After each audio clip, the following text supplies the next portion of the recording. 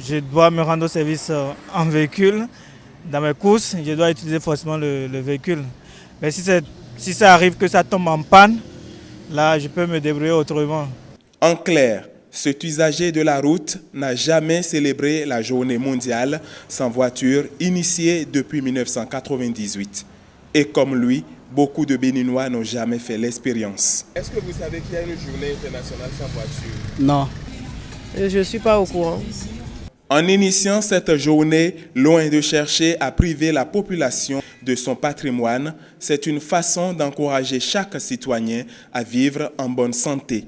C'est une occasion pour sensibiliser la plupart de nos populations à avoir des comportements éco-citoyens. Cette journée permettra d'amoindrir les gaz que les moteurs émettent grâce à la combustion incomplète, telle que le monoxyde de carbone qui est toxique et qui crée des problèmes de santé. Il y a aussi le CO2 qui fait partie des gaz à effet de serre.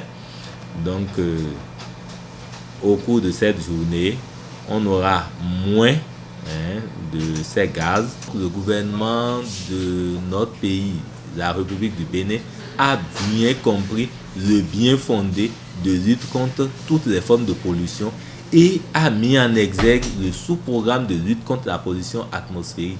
Mais doit-on parler de journée sans voiture dans un pays où les deux roues inondent la circulation? Nous appelons l'attention de la population sur le fait que quand on dit journée sans voiture, dans le contexte béninois, c'est journée sans véhicule. Parce que dans le cas de véhicules, nous avons les véhicules à 2 roues, à 3 roues, à 4 roues et plus.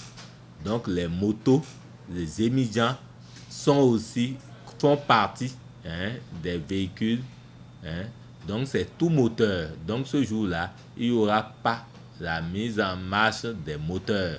On va faire la promotion des transports en commun. Une journée sans voiture, c'est construire ensemble une ville agréable à vivre, une solution contre le réchauffement climatique. L'expérience vaut la peine.